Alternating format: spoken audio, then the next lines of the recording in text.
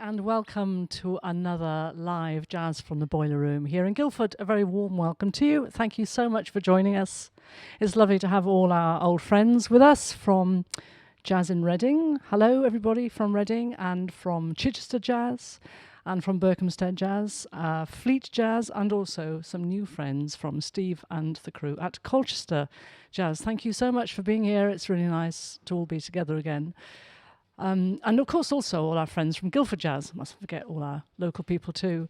And of course we've got some other people from all over the country as well this time, which is really great. People down in the West Country and West Wales, the South Coast, London, the north of England and Scotland, of course, and a few people in Europe. So a very warm welcome for Switzerland and Denmark and Germany. It's lovely. Very international kind of an evening tonight.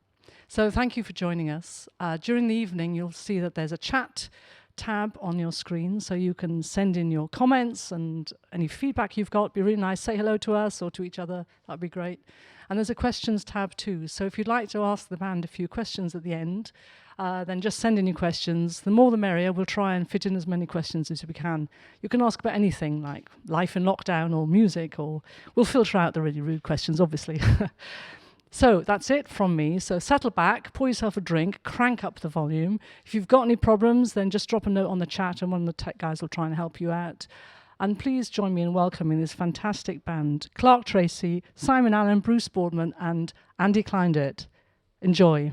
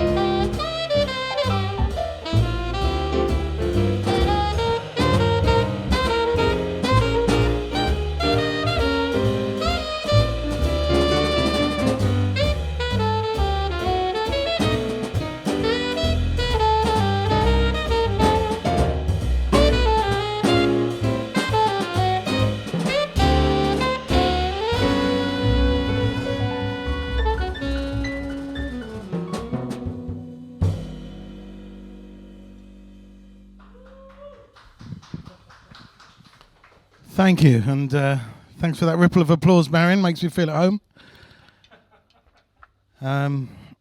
It's great to be doing a gig. It's my first one this year, and I've been looking forward to it for quite a long time, especially the music and the musicians involved, who I'm going to introduce to you very briefly, because we've got a lot of music to play. On saxophone, Mr. Simon Allen. Actually, wait, I was expecting an applause. I've got... at the piano, Mr. Bruce Boardman. And looking haggard after the birth of his twins, Andrew Cleyndert. Something good came out of the lockdown. Well done.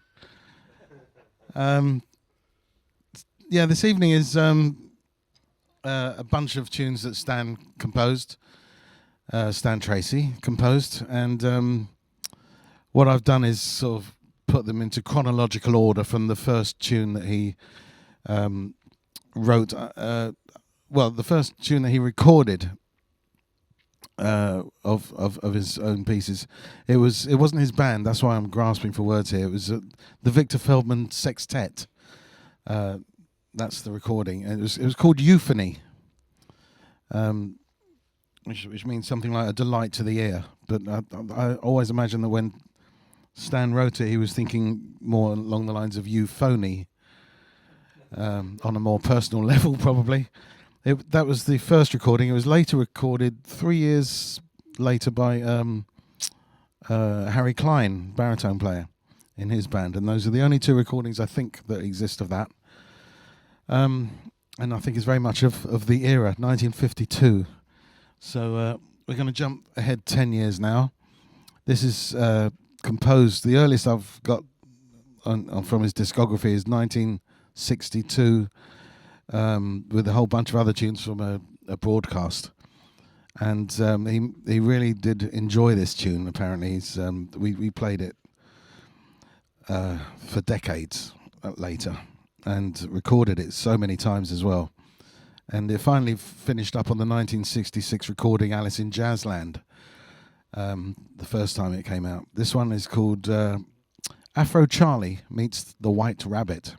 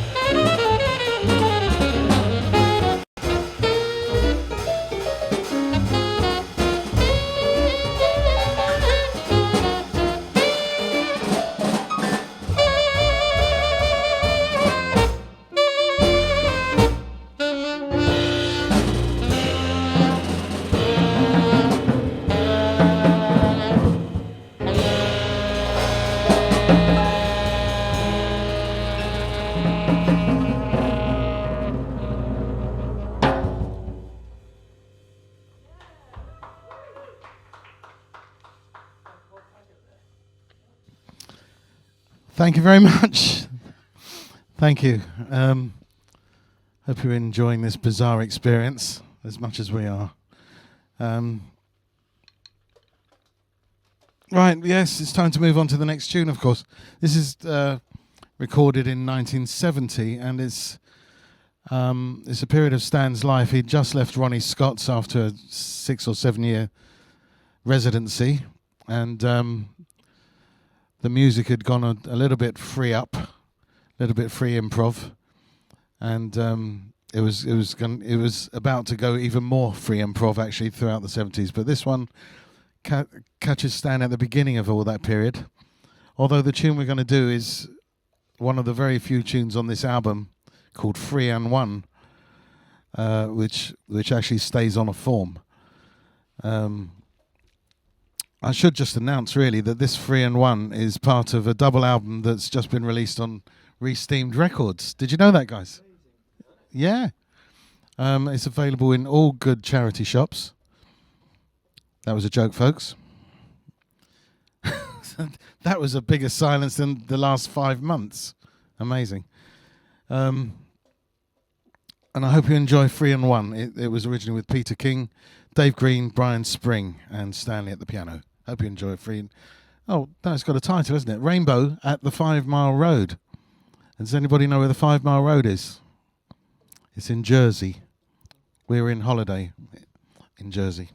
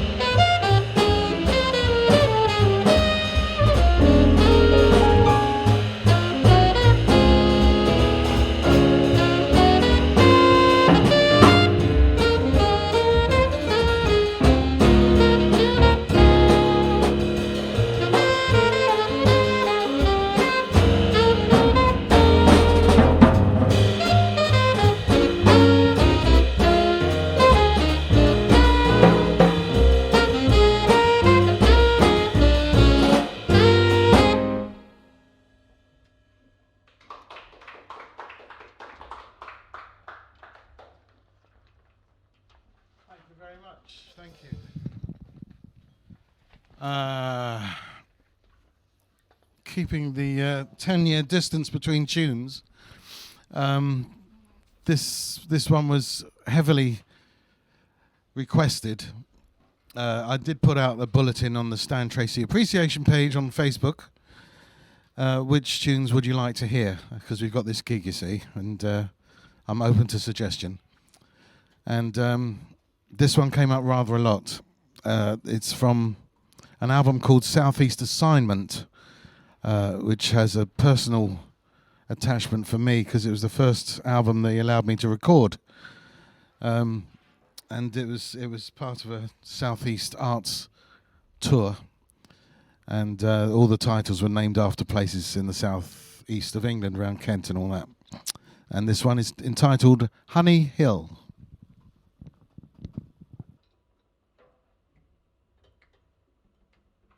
2, 3, 4.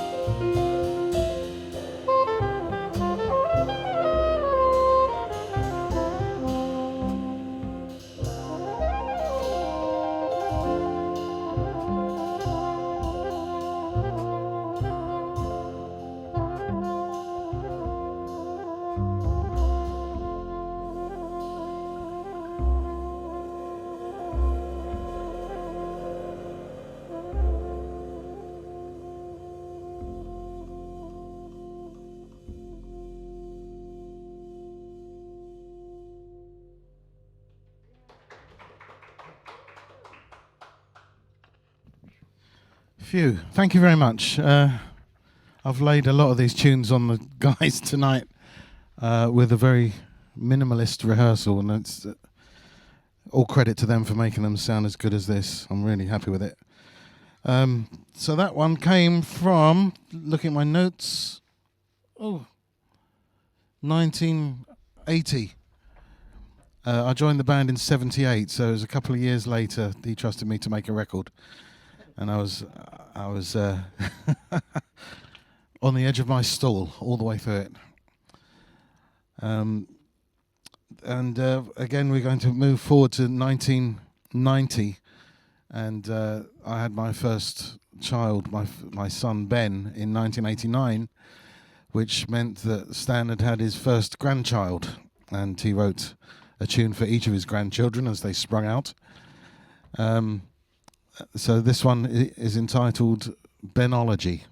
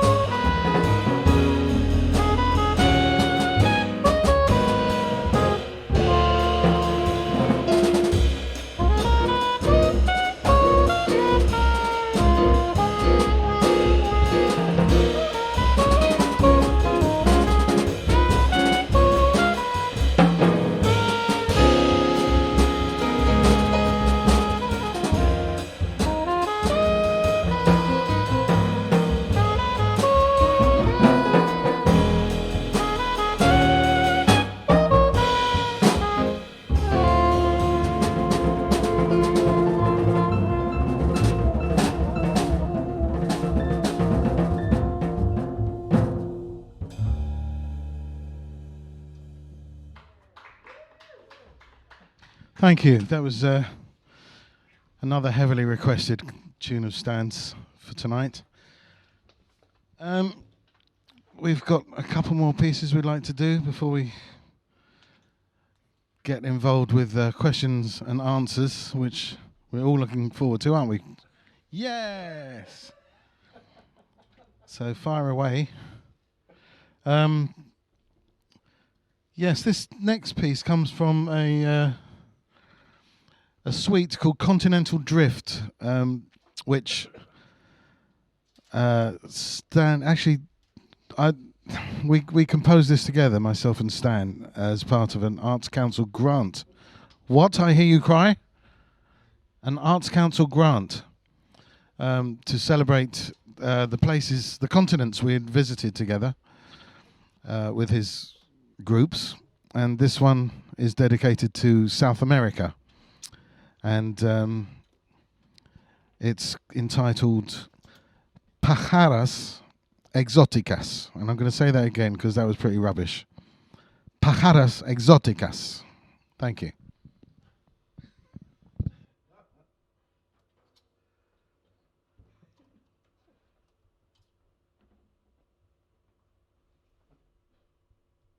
Come and take a bow, Don. Come on.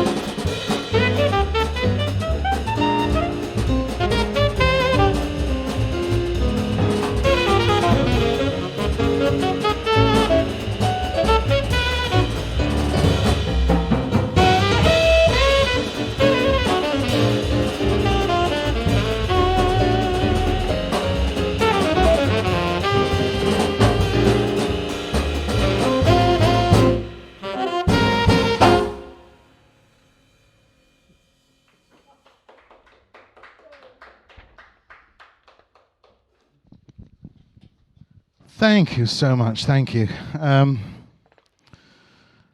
Yes, Pájaros Exóticas.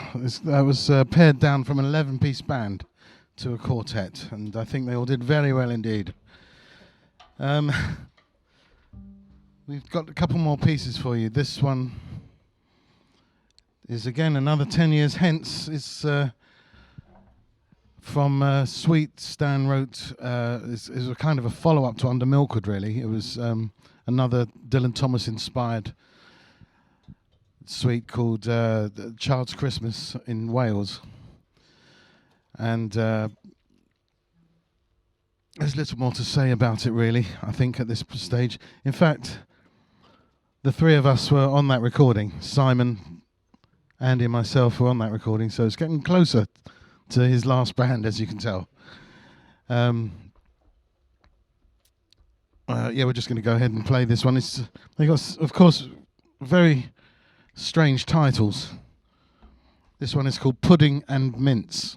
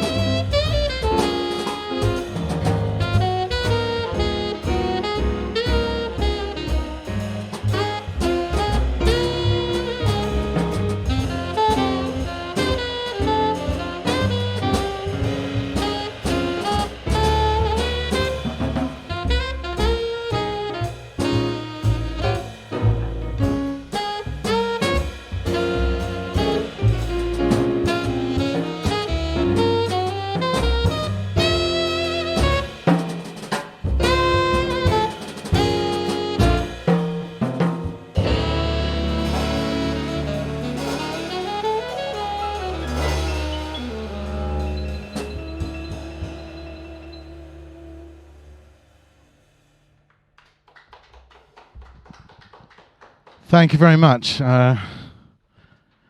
As Ronnie Scott once said, doesn't time fly when you don't know what you're doing? I'd like to thank the guys in the band, Simon Allen and Bruce Boardman and Andrew Cleyndert, and the crew here, all the names here, Beth, Dom, and especially Marion for putting this whole event together. It's absolutely incredible. We really do appreciate it. Thanks for asking us, and thanks for joining us, you lot. I hear we got excellent numbers, so thanks for joining us. It really makes a big difference. We do have one more very short tune to play, but it's a piano solo, and it's from the last recording Stan made. This was dedicated to his father, in fact. The whole album is called The Flying Pig. The Flying Pig wasn't him. I won't go into any greater detail, but it was to do with the First World War. And his father saw some action in the battlefield of an area called Loss. So this is called Ballad for Loss, featuring Bruce Boardman.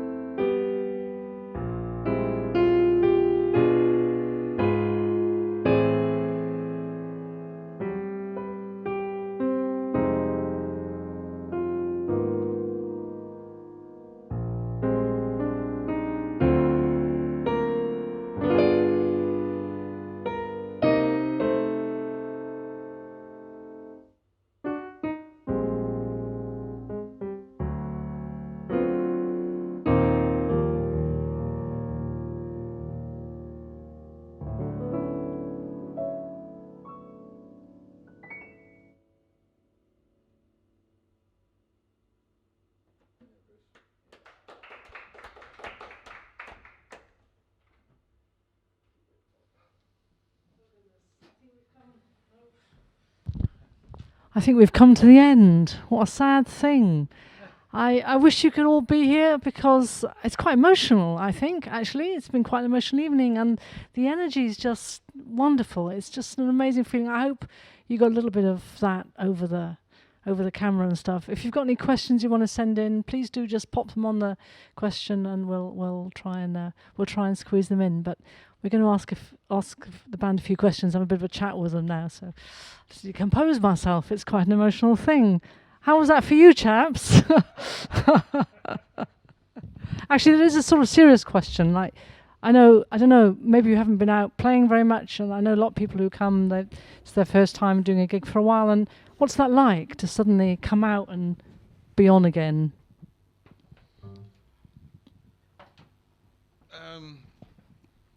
A bit lost for words, really. I mean, it's it's very easy to lose one's self-confidence. I'm speaking personally here. I mean, it's I keep telling everybody, but it's 5 months since I've done a gig which was like this, a live stream to nobody in the room, with the exception of you guys. And it's another 5 months till my next gig. And, you feel like, why am I doing this sometimes? In the gaps I'm talking about. Yeah. And you wonder if you've got any chops left, any energy, spirit, and all that. I do. Practice seems kind of a waste of time often. But having said that, here we are. We've all played really well, I thought. Oh, that was fantastic. And loads of people have been commenting actually how great they're all sounding, how great the sound is. And let's credit Stan for his music, though. I mean, that's why it's that good, in my opinion. And that last piece, is incredibly emotional, and it actually does me in every time I hear it. I can't actually play along to it anymore. I have to stand off and listen to it. I find it very difficult. Yeah, of course. What about everybody else? I mean, there was a question about live streams and what's going to happen with live streams in the future. So have people been playing many live stream gigs during the lockdown? What have you all been doing? Simon, how about you? Have you done any live stream things? Really, yeah. Mainly before Christmas, I think. And then things seem to dwindle a bit around Christmas, I think, because people were hoping that we were kind of reaching the end of this. So yeah, a few things over the year, but none as well as attended as tonight, I think. Well, actually, you see, we've got a lovely audience here. Absolutely. How about you, Bruce? Have you done any live stream things? No, I haven't. This is terra incognita for me. Great.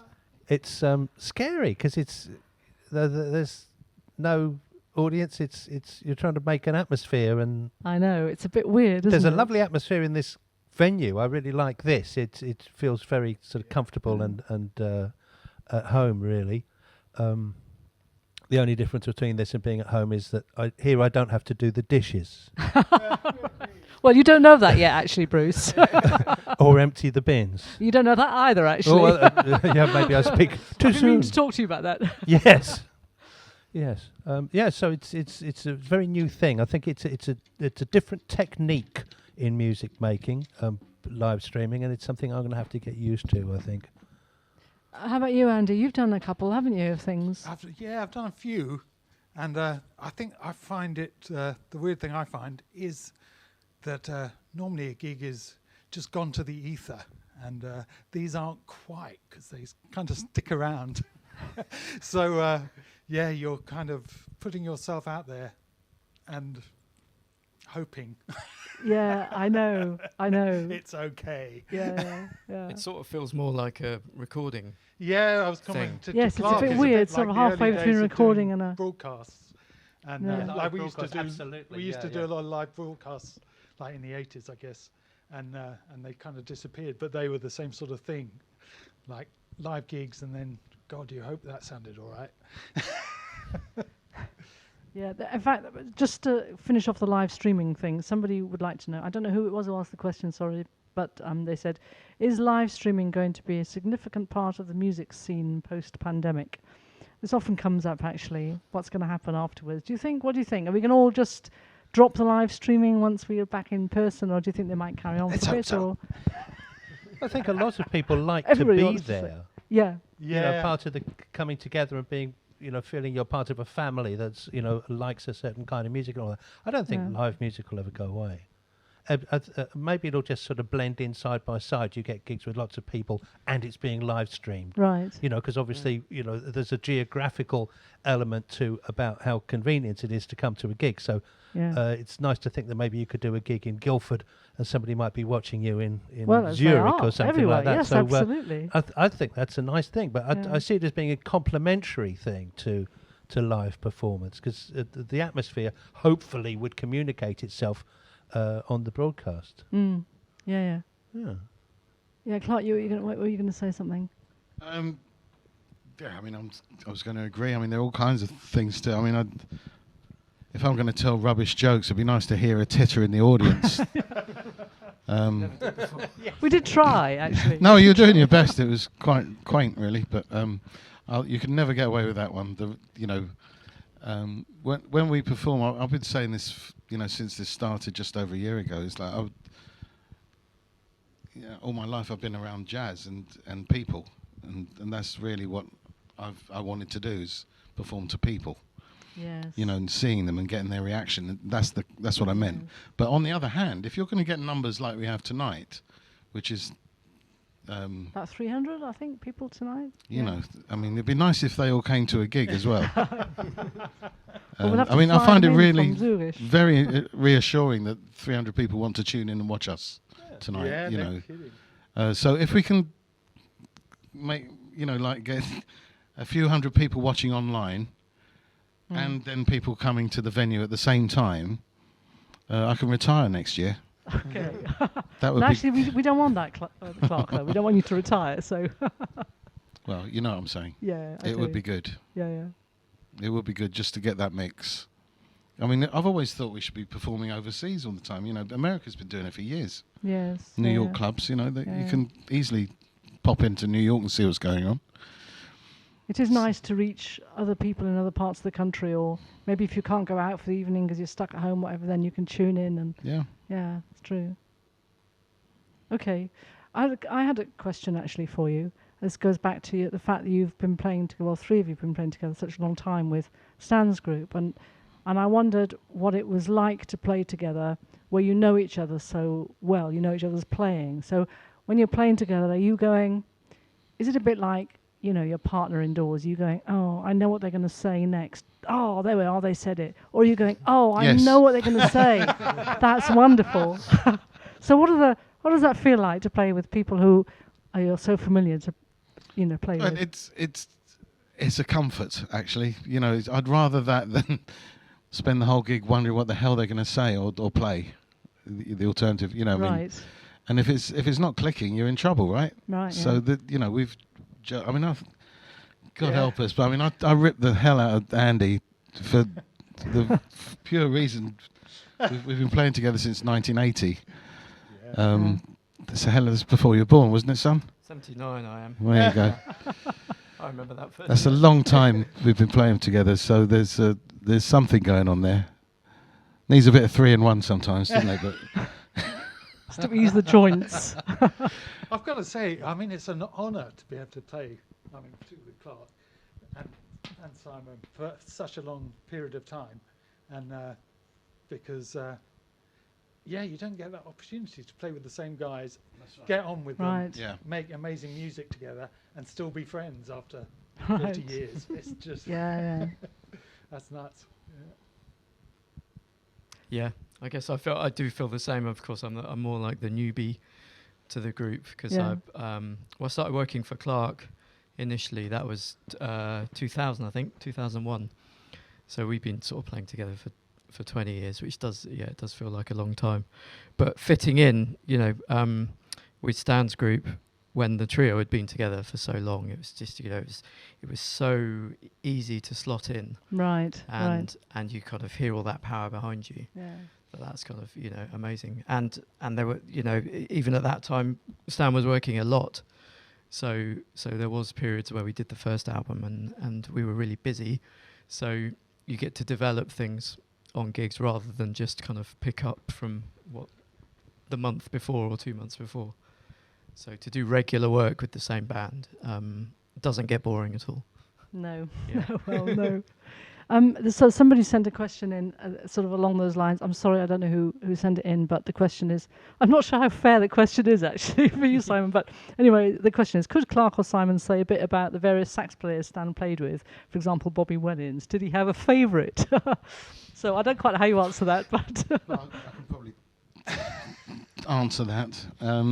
He didn't have favourites, but I mean, if you look at longevity, he met Bobby in 1959. And they spent, the last album Bobby did within, in that duration was 66, called With Love and Jazz. And then they didn't play together for, a couple of decades actually for various reasons. And then Bobby came back in to the fold and joined Stan again for, you know, he was in and out of the band basically. Yeah. They had an affinity that was always unmatchable. Everybody said that. On the other hand, you've got Art Thiemann, who spent a lot longer with Stan. And I was praising Art last week, in fact, about how magical it was when I joined the band to know that, you know, I was in good company with Stan and Art, who had this special relationship again. You know, I mean, you can't. It was completely different from Bobby. Yes. You know, but there were never any favourites. I mean, when Gerard arrived, he was he replaced Art Thiemann for a couple of years. You know, but he and Stan hit it off musically, like in a different direction again. Right. They really got on very well. And then this one came along. Yeah. And again, it was for me, it was kind of reminiscent of Art in a way, you know, because of Simon's style. Yeah. And you were a fan of Art anyway, weren't you? Matt, yeah, I mean, just such an honour to them be in the band, because all of my heroes were past members of Stan's band. So I like to think anyway, my playing's been massively influenced by Art and Don Weller and Pete King and Bobby as well. So it's maybe that's what kind of did it and got for me the Stan. job. It was always very, very simple. If he booked you again, he really liked your playing. Right. Yeah. Yeah. And he didn't. This is something a lot of guys asked me after the gig: is did he like that? Yes. Because he never said anything. No. And I Wait said, if for he the phone books you call. again, you'll know he Yeah. liked it. Yeah, And the fact absolutely. that he didn't say anything in negative about it, I think you're on a winner. You know. Yeah. Yeah. But he enjoyed working with newer players, younger players. He was always, you know, just to get his butt kicked in different directions. Yeah. Yeah. You know, which I completely. You're talking about someone who's in their 70s and then in their 80s. You know, it's some going, that is. Well, absolutely. Wow. So, nice one. Well, that's great. Thank you. There's another question here, which maybe Bruce, you'd like to chip in on as well. So people have been noticing the sort of monk influence in the playing, and so the question is, I'm sorry again, I don't know who asked the question, but the question is, what is the dominant thought of a soloist playing in the style of monk? There we are. Trying not to get lost, I think. That's probably the Trying not to get lost. That's a good answer. It's surviving from one part to the next. And you just try and play I try and play what comes into my mind. If I try not to think about style, I just try and play, and it sort of happens as it happens. But there is a difference how you play with this band as you would with another band, isn't it? Because of the style of the music. Yeah, I think when you respond to what goes on around you. Right. But I don't sort of consciously going into a gig thinking I'm going to play in this style or that style. You just sort of react to what you hear around you in the same way that if you're having a conversation with 3 or 4 friends, and you just sort of go in the flow of that in the general direction. It sort of looks after itself, I think. Yeah, it's interesting. I remember the first time we played together. I think it was the first time. I'm pretty sure it was.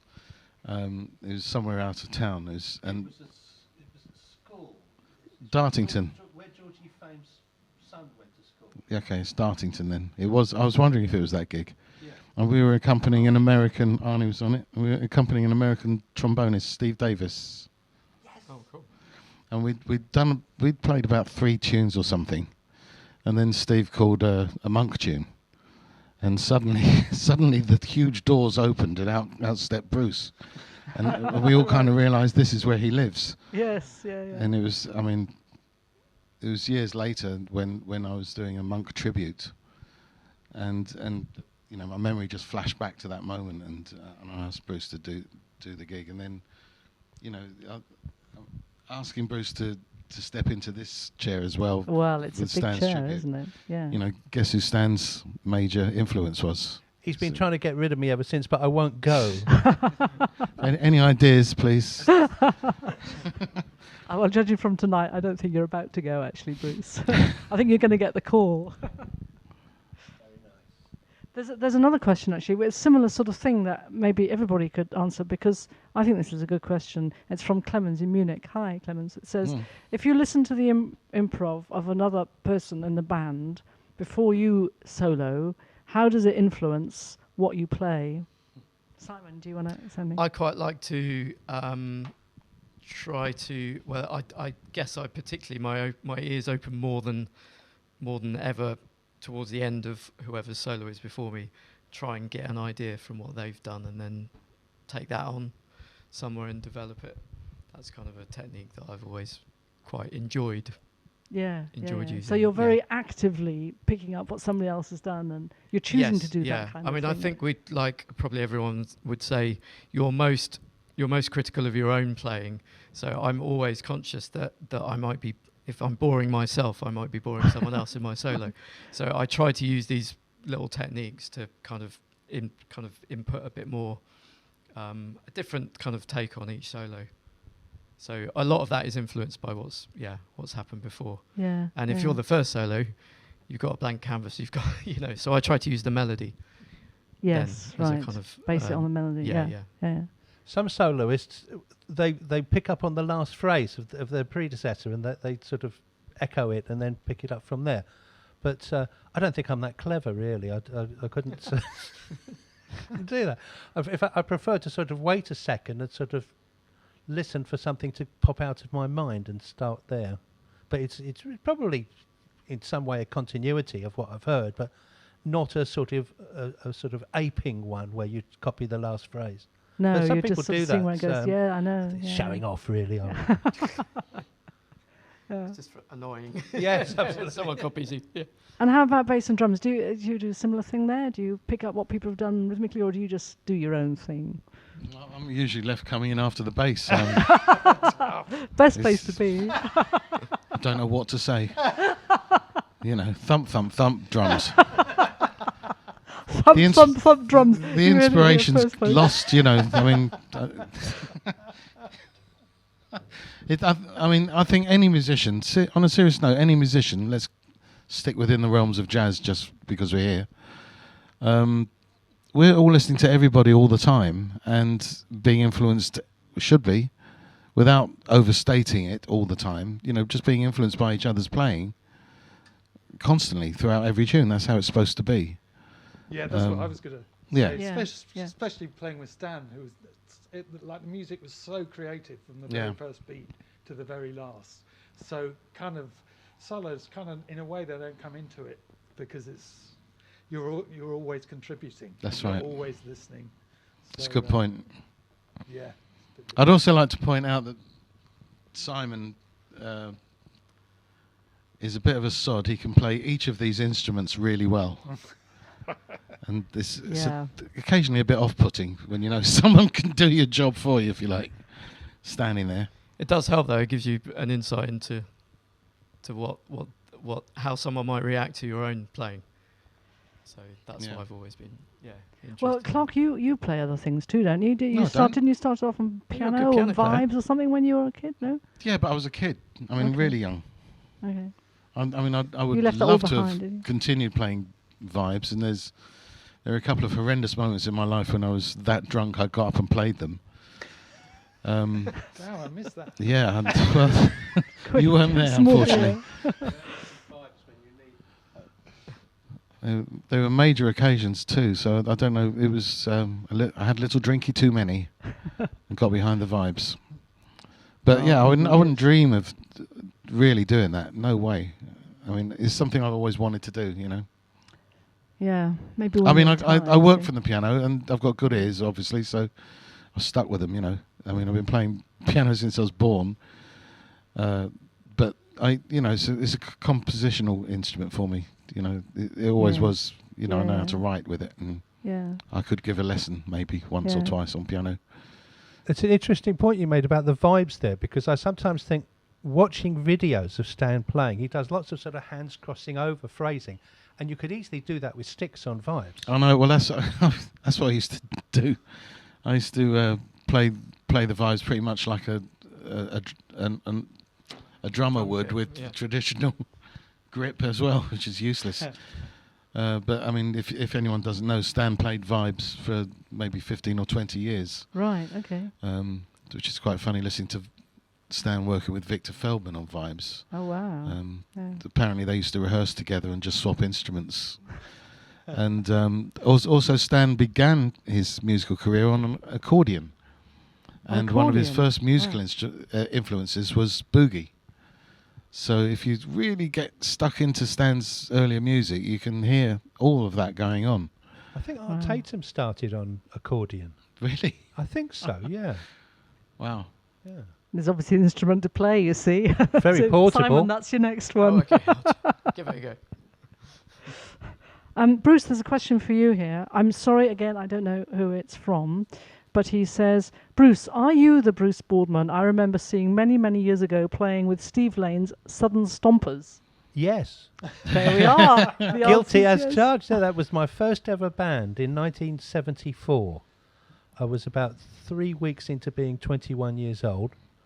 And I saw an advert in the Melody Maker. You all remember the Melody Maker, don't you? Yeah. And a jazz band requires pianist. I thought, I can't believe my luck. I was working as a laboratory assistant.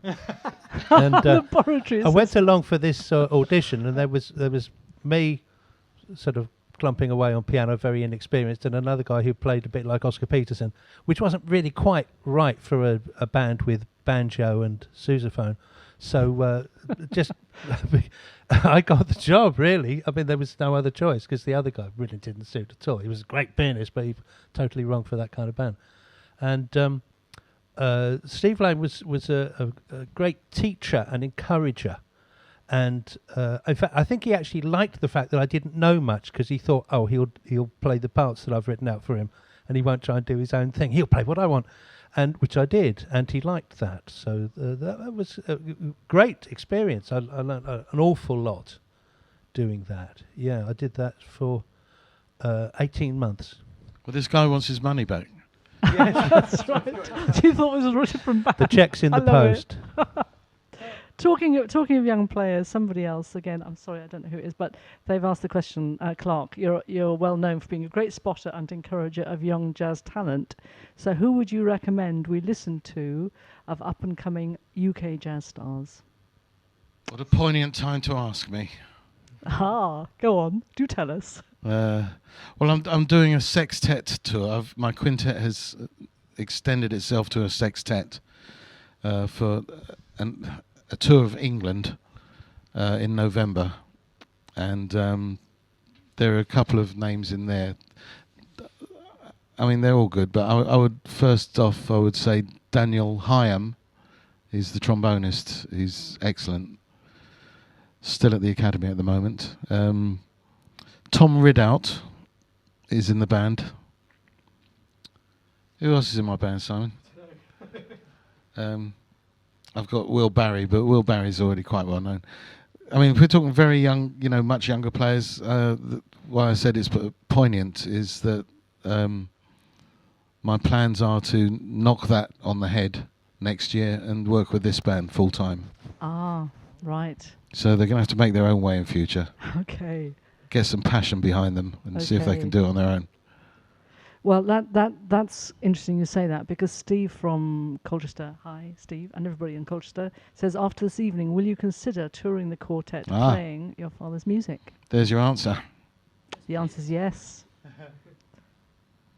Yes, I'm strongly considering it. If there's any agents or record companies or tours abroad, we're up for it. We've got some other jazz clubs here tonight, so maybe they can listen up and book you. That would be great. Yeah, well, we've got a date in Newcastle in December. Okay. Which is a nice little one-off gig, isn't it? Yeah. We're nice local. We're looking for something the following day, which might happen thanks to a suggestion by Bruce. That might happen, but on more seriously, I've decided next year I want to work with grown-ups again. It's where I belong now. Well, we'll very much look forward to it. We've nearly out of time, but just a couple of, if it's okay, Me just too. a couple of quick things. You too. This is coming from Terry, I think. Terry, not a question, but sounding great as always this evening, and hope we get to see you live soon. Who knows? Maybe up at the Bolt Hole if Chris B does get things together regarding dates, if she can. But if not, maybe it's your Jazz Fest, if and when it's on. Yours, presumably, not ours. But also have your CDs to get me going. Many thanks and great to see and hear you tonight, Terry. Yes. I might know who that is. Okay. And somebody else just sent in the thing. Please say to the guys they have awesome talent and are very admired and appreciated. And I think there was a lot of comment on the chat earlier on those lines too. So I would just also like to reiterate that it's been fantastic to have you here this evening. Thank you so much for coming, and thank you everybody for watching this evening. I need to say just a couple of thank yous if that's okay. There's nothing anybody else wants to say, burningly desire to say on the chat, do they? Like, I don't know. Anything you want to say about any gigs you've got coming up or anything? It's important to ask. We've got a gig coming up. I've already mentioned it. Okay. I mean, personally, I'm doing a teaching weekend at this place that just got mentioned, at the Bolt Hole, which is in Shropshire. I'm doing a drum course for a weekend. I'll be joined by Arnie Sommergy on bass and David Newton on one of the days and Jason Rebello on the other day. And I'm looking for 18 students. It's just Saturday and Sunday, so I'll be advertising that very shortly. Watch out for that. Great. Any students out there, check it out and go along. That would be great. Wonderful. Lovely. Okay. Well, thank you very much for joining us this evening. We have some great people on the other side of the camera, so to speak, including Steve from Ultimate Stream, who's been fielding all the questions you've sent in. You may not have met Steve yet because of the fact we're in lockdown, but he runs a company called Ultimate Stream who do high-end audio equipment, and they're specialists in streaming music. So if you've got any desire to have some high-end streaming at home, some really great sound, then do get in touch with him. Just drop us a line and we'll put you in touch with him. I'd also like to say thank you to Dom and Beth here at the Boileroom, who do a fantastic job in getting all the kit working and set up, and I'm sure you agree the sound and the camera work is great and they're just very welcoming, so thank you very much for having us. And also, of course, to you watching us from home or wherever you might be, I'd like to say thanks to Jim and everybody at Jazz in Reading, to Ian and the Chichester Jazz Committee, and to Larry and everybody at Berkhamsted Jazz, to Steve from Colchester, very warm welcome to you too, to Fleet Jazz, and of course to Guildford Jazz. I hope I haven't forgotten anybody. I always worry I'm going to forget. Anyway, it's been a really great evening. Thank you for coming. I hope you've enjoyed it. Do drop us a line and let us know, how you found it and stuff. We're back next month on the 5th of May with Vasilis Xenopoulos and Nigel Price. So that's going to be quite a high energy affair, I should think. And if you're within spitting distance of Guildford, do come along to our live gigs that are restarting on 19th of May. We've got Lizzie Ball with Nick Myers, which is going to be a fantastic evening. And actually Clark is back in July for the Mancini gig, which was scheduled as part of our Jazz Fest and didn't happen, but we're going to do it in July. So we've got some live gigs coming up, which we're very excited about. But anyway, we'll see you back here in the Boileroom beginning of May. And please just join me. I know we can't hear you, but give it up anyway. We can kind of hear you for these wonderful musicians. On the piano, Bruce Boardman. There we go. On sax, Simon Allen. On the bass, the wonderful Andy Cleyndert. And the man himself at the drums. It's been such a joy to have you. Thank you so much for coming. Clark Tracey. Thank you very much. Good night, and we'll see you soon. Bye-bye.